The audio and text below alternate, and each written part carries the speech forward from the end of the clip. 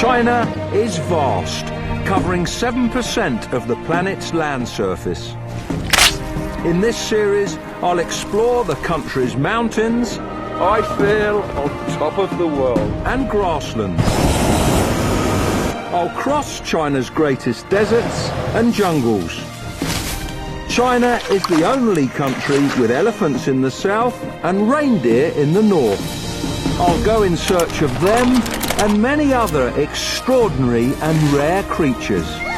Join me on my adventures in untamed China. This little chap.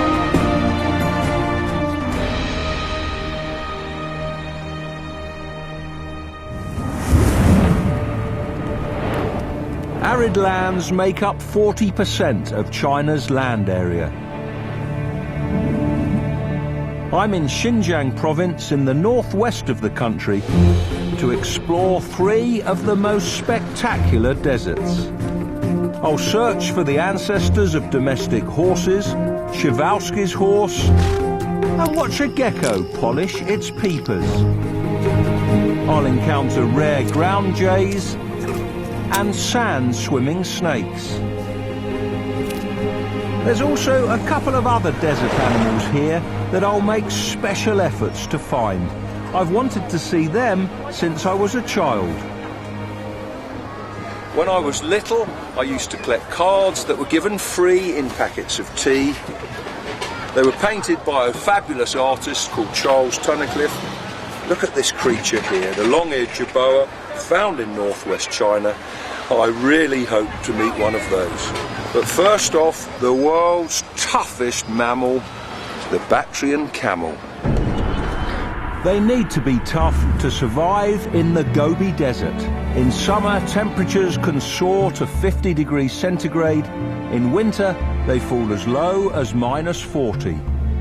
Our destination, the Lop Nor Camel Reserve, is over 2,000 kilometers from Urumqi, the capital of Xinjiang province. We have a 3-day drive ahead of us. The expedition cars are laden with cans of fuel, camping gear, food and water. We'll end up far from any supplies.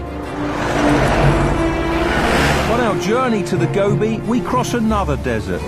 If all goes well, I hope to find a rare creature that lives there.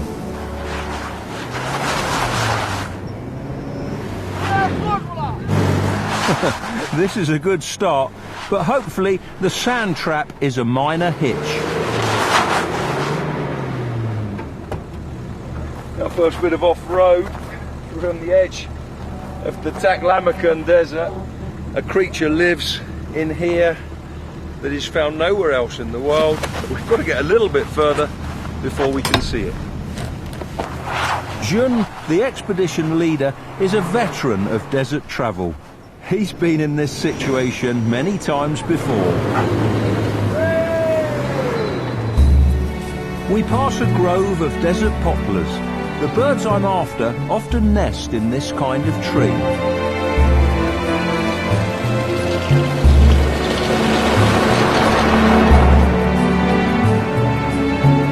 I'm sure this is the right habitat to start the search. The endangered Xinjiang ground jay is right at home in sandy desert with a scattering of bushes and trees.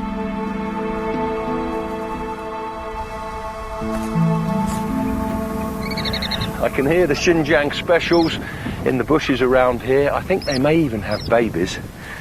So let's see if I can draw them in. Bread's not a good food for birds with young, but it's all I've got. I won't give them too much of it. I'm going to back off and see if they come in. Now I'm even more certain there's hungry chicks close by. In no time at all, an adult appears.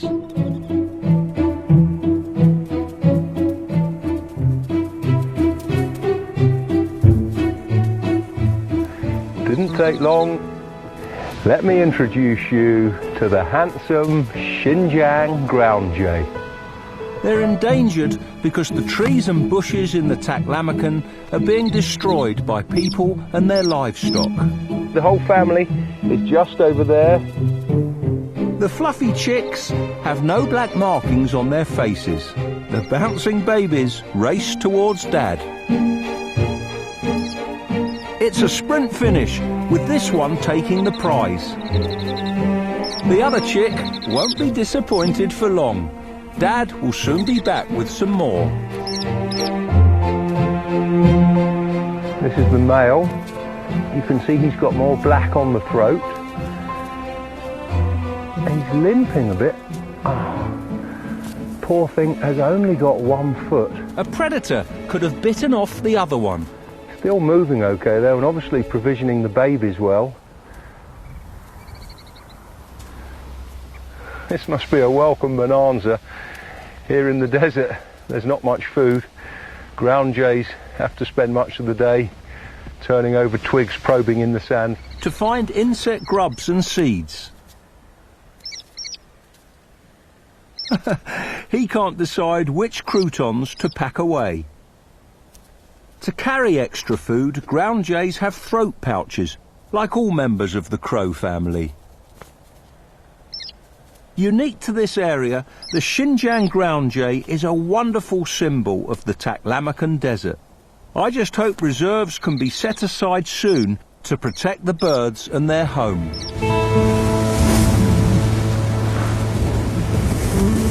A sudden change in the weather is worrying.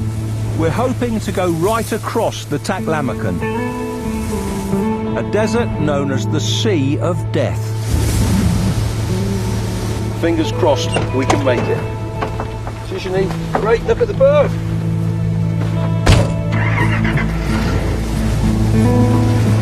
Ahead of us lies a rippling ocean of sand. Whipped up by the strong wind, sand is beginning to cover the road ahead of us. If this continues, it will be too dangerous to carry on. Coming up, I'm bowled over by a desert campsite. So few Westerners have ever set foot in this place. And we begin our search for a wild camel. It's just a single animal, just over there.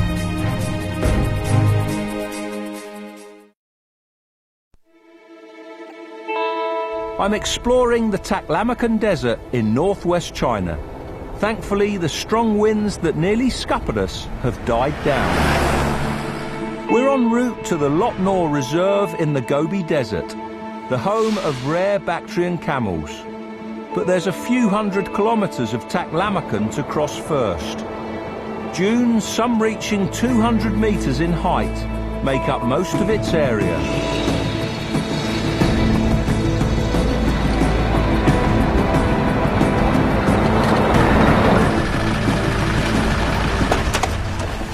The Taklamakan is certainly impressive. China's biggest desert. In terms of deserts of shifting sand, it's the second largest in the world. Only the Sahara is bigger. I want to immerse myself in this landscape. The Taklamakan covers 330,000 square kilometres, an area the size of Malaysia. It's located further from the ocean than almost anywhere else on Earth, so it's out of reach of most rain-bearing winds. Some parts of the Taklamakan receive less than 10 millimetres of water in a year.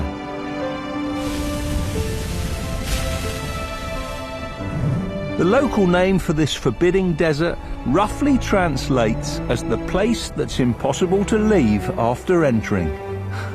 But we still have a long journey to the camel reserve, so I really must get away, and quickly. Hey!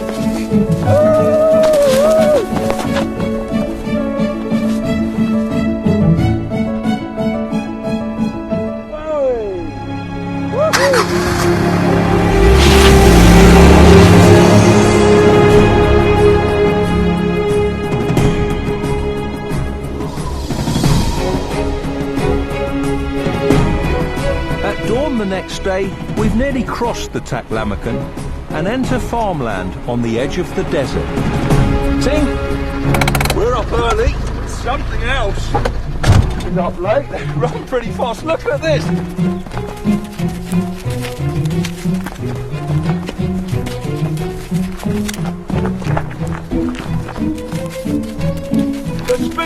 hedgehog on earth.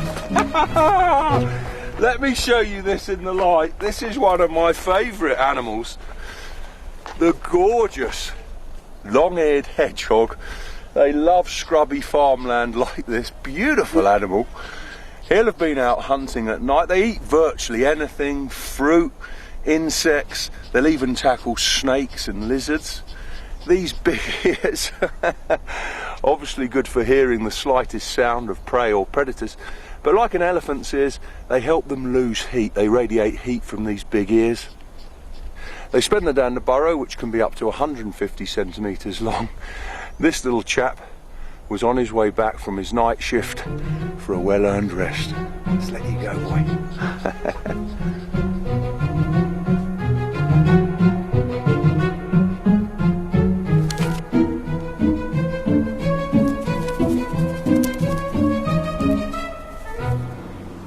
We've reached the Gobi, one of the world's greatest deserts. Covering 1.5 million square kilometres, it stretches across the border between China and Mongolia.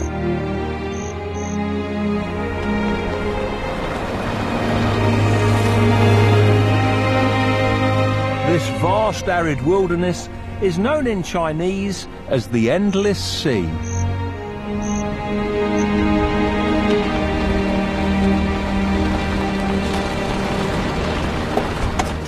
We're here at the beautiful Lop Nor Reserve, part of the Gobi Desert, land of the wild camel. Now we just have to find them. Bactrians are one of the rarest mammals on Earth. Less than 1,000 remain. There's 350 or so in Mongolia and around 600 here in China. What a challenge!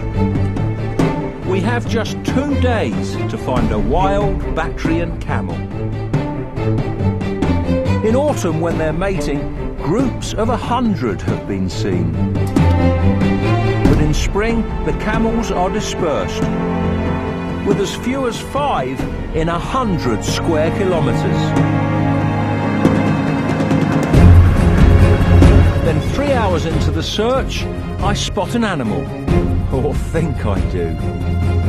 Look, nothing. Just grass. The first of many false alarms.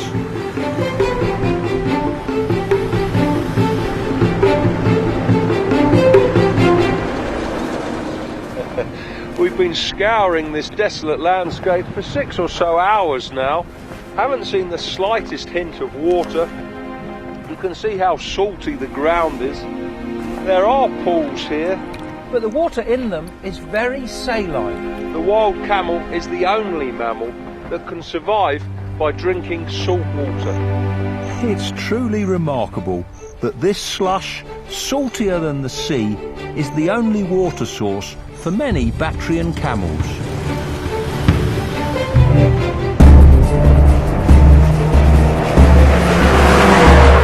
The low light at the end of the day makes prints in the sand stand out. Tink, tink, shishili.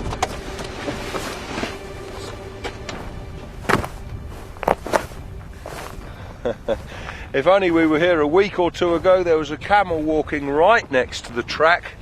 These classic footprints. Camels have got 2 toes, which they can spread widely apart to help support their weight on sand or other soft ground. This one's long gone though. Even so, the find gives me hope for tomorrow's search. We decide to set up camp in Bai Chin in the northeast of Lop Nor Reserve.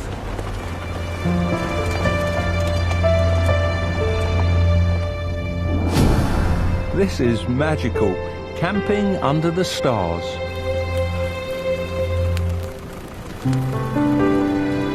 The smell of cooking makes my mouth water.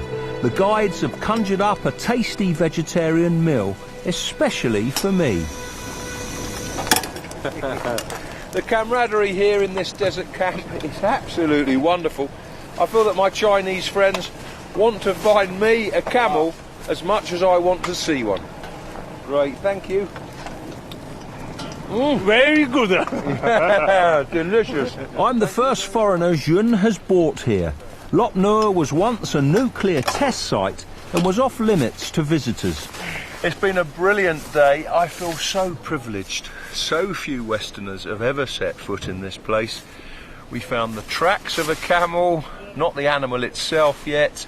We've got one more day to find a wild Bactrian.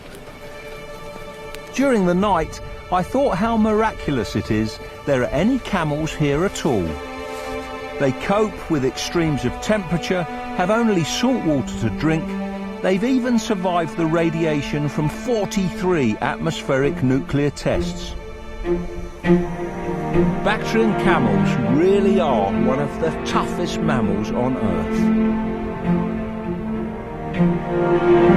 We're off just after dawn to search for them once more.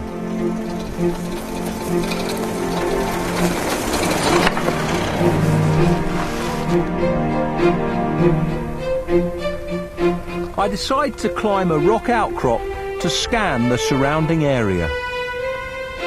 I don't see any camels, but spot other special mammals that have disappeared from most other parts of China. Asiatic wild asses. These stallions are having a right old dust-up. The fight is probably over females. The victor will control access to a small harem.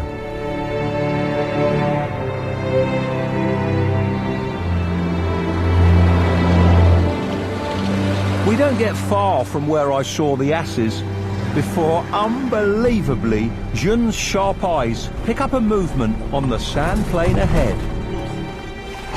Look, Chinese for camel. It's a speck moving. It's just a single animal. Just over there. I'm going to see if I can get closer. This really is one of the most difficult animals to see in the wild. Hunting has made them very wary of people.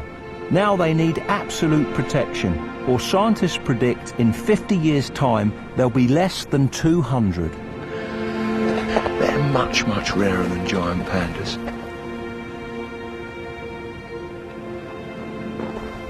This is a great situation to get a little closer. Strong wind blowing in my face.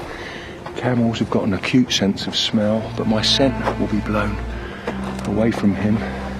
I'm speaking quietly, got good hearing as well, but at the moment at least, he's unconcerned, he's feeding. With only 2 days to search, I really didn't think we'd find a Bactrian camel. This reserve covers 55,000 square kilometres. It was like looking for a needle in a haystack. But there's one ahead of me now.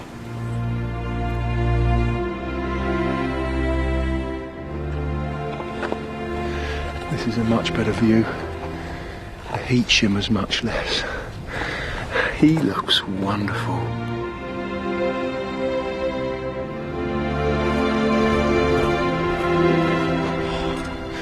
Push my luck, he's away.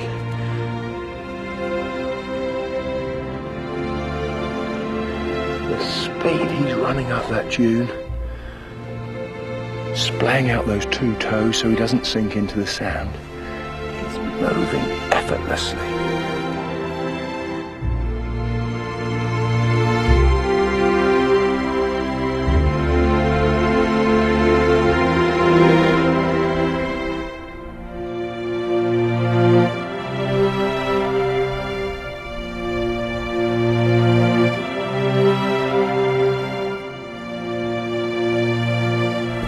Ming, let me get pretty close.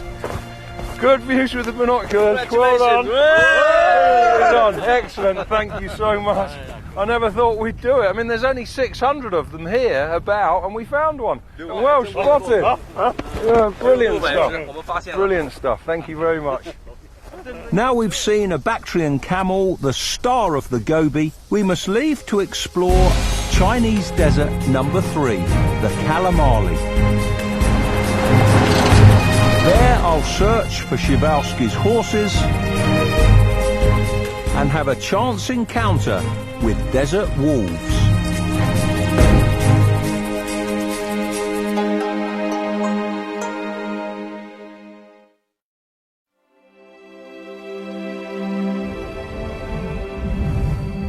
The Gobi Desert in China's Xinjiang province. After a thrilling sighting of a Bactrian camel here, we're driving over 1,000 kilometers north to another desert, the Kalamali. We'll make a couple of stops en route. The first is near Urumqi, the capital of Xinjiang. I have some unfinished business with Bactrians. It was so exhilarating seeing a wild camel in the landscape, but we couldn't get close enough to show you some of the features that help them survive in the harsh habitat they live in. To do that, I've come to Urumqi Zoo to meet some captive Bactrians. That's quite a feat in itself. In the whole of Asia, there's only around 30 purebred Bactrians in captivity.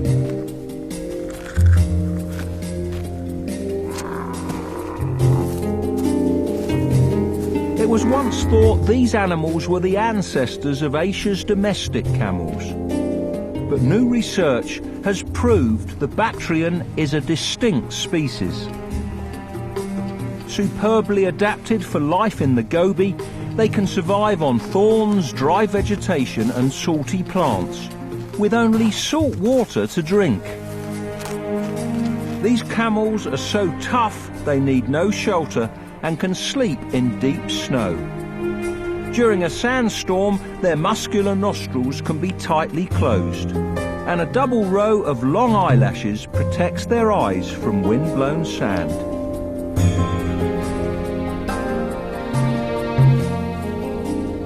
Bactrian camels are adapted to a much colder, harsher environment than their Arabian one-humped cousins.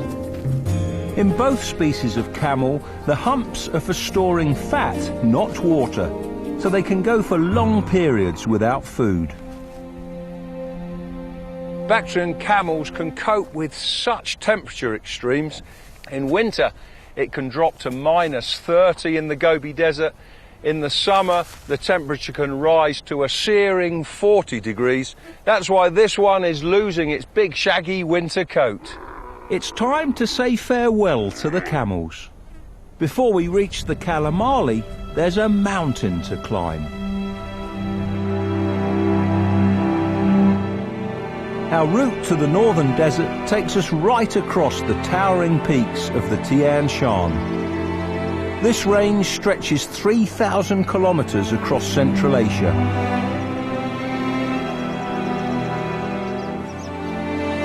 The steep-sided valleys of this area, 2,000 meters up, are known locally as the Grand Canyons.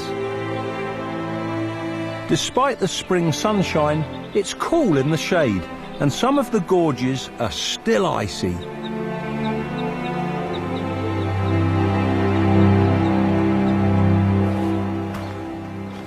What a delightful contrast to the desert.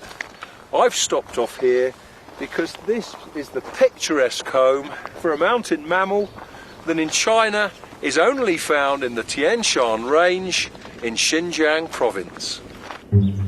It's the long-tailed marmot.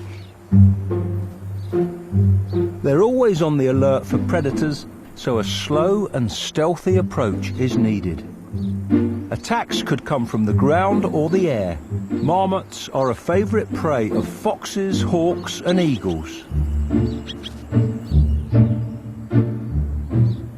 They're very nervous, but the bravest ones are out and about, grazing on grass and low-lying shrubs.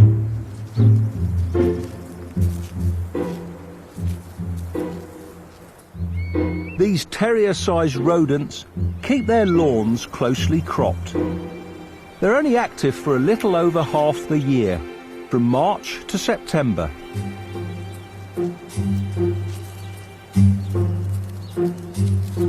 During the colder months, they hibernate in burrows underground. As I make my exit, the male marmot watches my every move. His mate and their young listen out for him. If I was a threat, he'd make a bird-like alarm call, and his family would bolt for their burrows.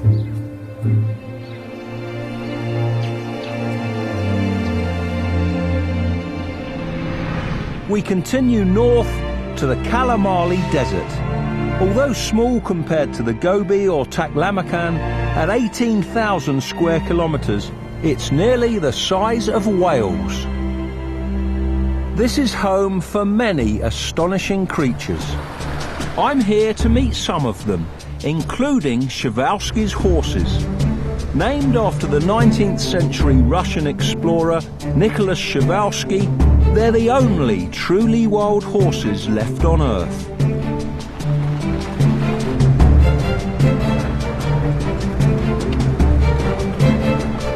Unlike camels, the horses have to drink every day, so you have a good chance of seeing them around freshwater pools.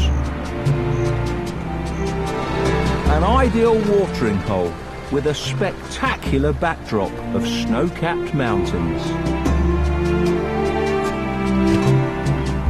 There's no horses, but other animals are here in their thousands.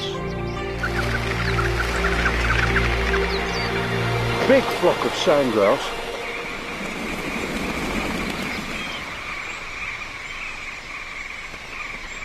Sandgrouse will always live within daily flying distance of water, sometimes making a round trip of 180 kilometres for a drink. These exquisite birds are Pallas's sandgrouse. Some pairs will have chicks out in the desert. The males will take water back to them in a truly remarkable way. A pair drink side by side. The male has orange on his throat.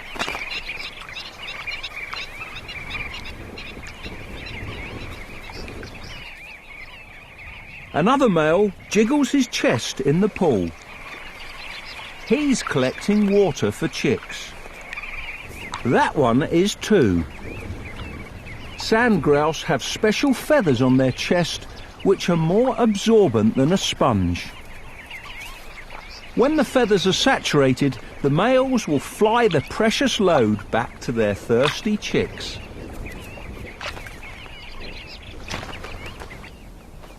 We were just packing up after filming the sandgrouse, and what should we see loping across the plain, totally unexpected? 3 wolves.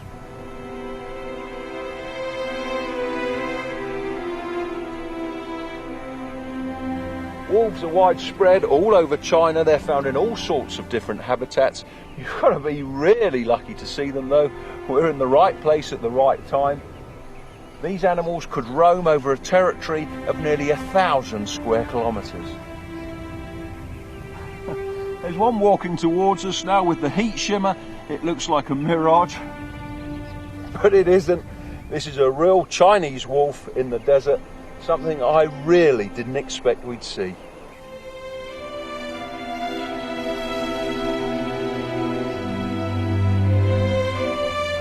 Like us, the predators will be keeping an eye out for Przewalski's horses. Foals are easy prey.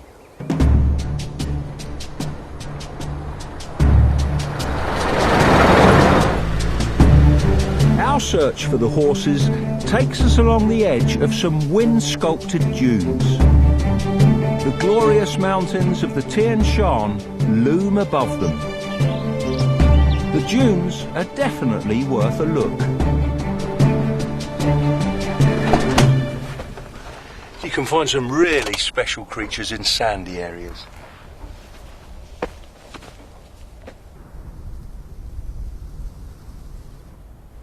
There's burrows all over the place here, and I think I've got a hunch at what lives in them. I've seen the creatures before in Turkmenistan, in Central Asia. If I'm right, many of you would have kept their smaller cousins as pets in your homes. Let's see what comes out. Underground, the animals will have felt the vibrations of my footsteps. But if I stay still, they should show themselves.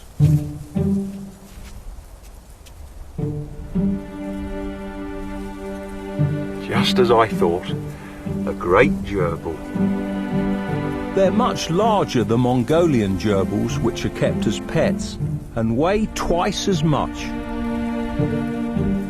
This is the exact same species I saw in Turkmenistan. Great gerbils also live in the deserts of Afghanistan, Mongolia, Iran and Pakistan. They're all over the place. One burrow system may have up to 3 families of great gerbils, but the families keep themselves to themselves. They don't fraternise with the neighbours. Fast breeders, a female can have 3 litters in a year, with up to 14 babies in each. A couple of babies over there. Great gerbils can have young at any time of year.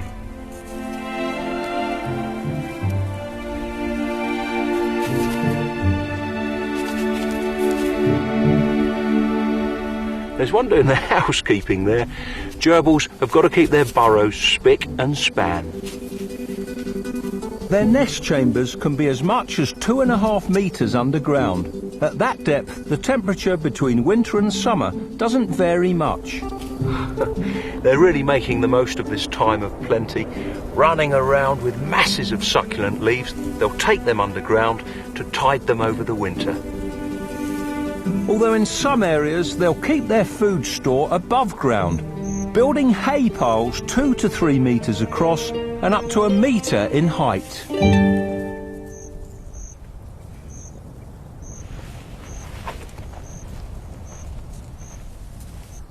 I'm scouring the sand for evidence of other animals. With all those gerbils around, you'd expect there to be gerbil hunters. And here's the track of one. And what these predators normally do, disappear into the day, find some shade, and yes, just where I expect it to be, buried in the sand, living up to its name. This is a Tartar sand boa.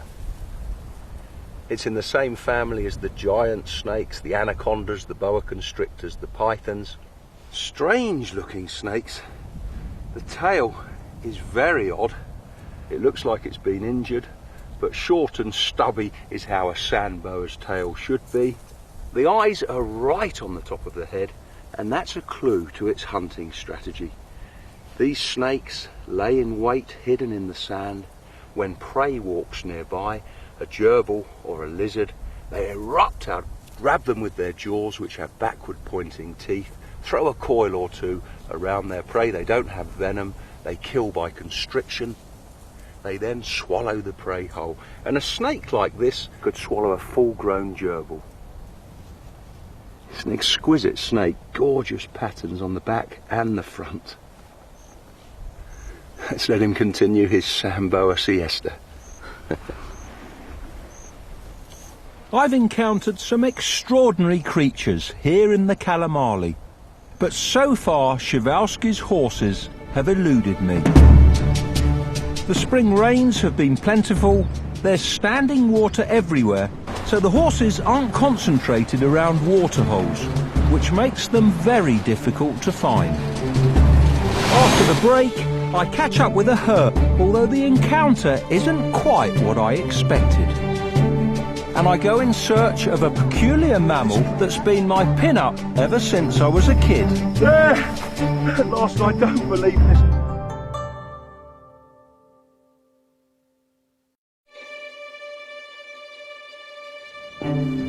The Kalamali Desert Reserve in northwest China.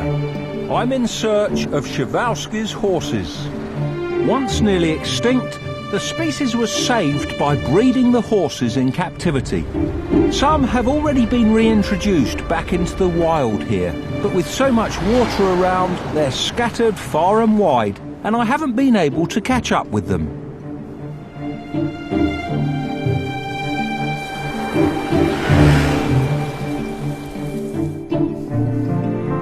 But I just can't miss out on these ancient horses and have a trick up my sleeve. Przewalski's horses in the desert eluded me, but this is the next best thing. The horses are being bred in China for eventual release back into the Kalamali Desert. The breeding program has been a great success. Over the last 25 years, more than 120 horses have been released back into the wild. The ancestor of domestic horses, Przewalskis have a stockier build and stand just 1.5 meters tall. They have short manes which stand straight up as if they've just had a crew cut. They look prehistoric. In fact, they or their close relatives were depicted in Stone Age cave paintings.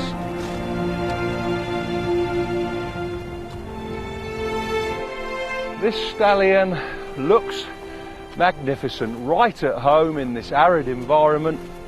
And I think with the great debt of gratitude civilization owes the domestic horse, the very least we can do is provide a safe desert haven for the ancient horse we domesticated them from. Before I leave Xinjiang province, there's another creature I want to find.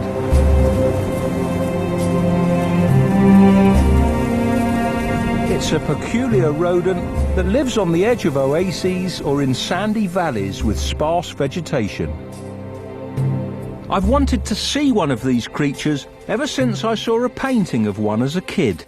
But to have any chance at all, a little preparation is needed. The charming creatures I hope to see have been on the radar of desert peoples for thousands of years. The ancient Egyptians painted them in some of their murals, and from those paintings came the hieroglyphic, the picture word that means swiftness. And that's the key word with these animals. They are very fast, can move at 25 kilometers an hour. These are traps for jerboas. Charming little desert animals. They remind me of miniature kangaroos. The rare long-eared jerboa, the kind I really want to see. It likes sardines. Fingers crossed we'll catch one. I've dug in 15 of these traps. I'll be happy to catch any of the 10 jerboa species found in China, but the long-eared is the ultimate prize.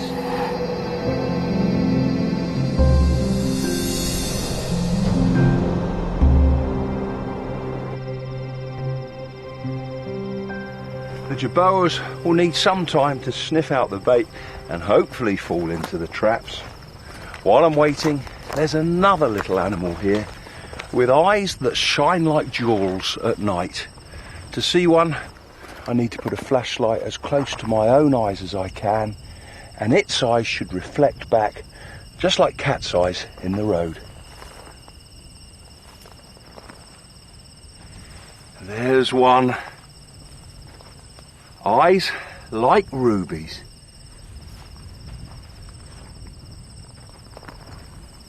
Przewalski's frog-eyed gecko, named after the same explorer who discovered the wild horse. A beautiful little lizard. Scientists have made some remarkable discoveries about this gecko over the last few years. It's pretty chilly at night here, but these geckos can function at temperatures 20 degrees centigrade lower than your bog standard lizard. They're adapted to move around in the cool of the night in these northern deserts. This one must have dust or something in its eye. It's using its tongue to clean its eye.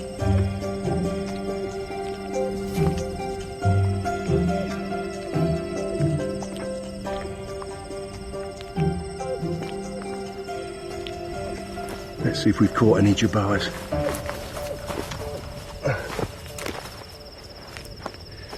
If we are lucky enough to catch a jerboa, I need this As soon as I put my arm in the pitfall traps, they'll be up my arm and away. I need to use the net to stop that happening. And I also need gloves. Jerboas have a powerful bite.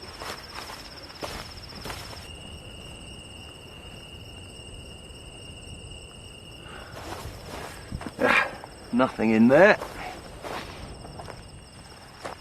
Another empty one.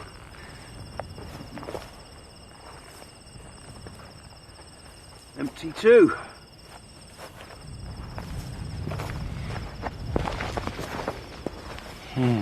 Nothing.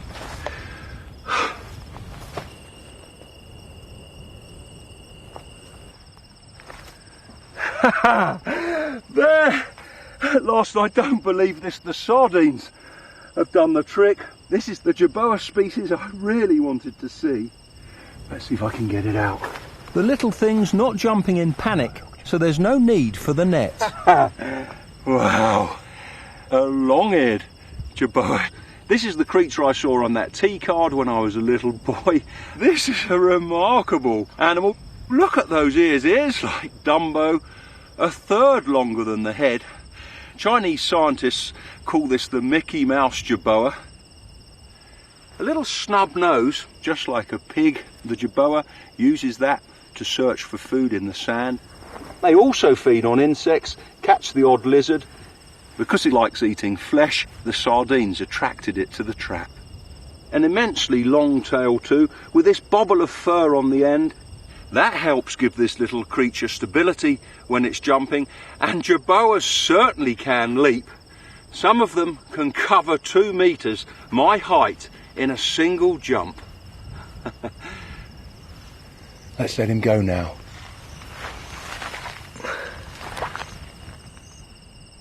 As far as I know, this is the debut of a long-eared Jerboa on TV.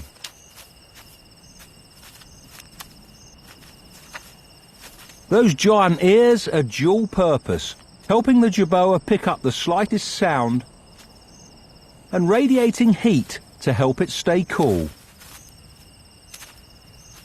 But they have a big disadvantage too. The Jerboa can't leave its burrow on windy nights.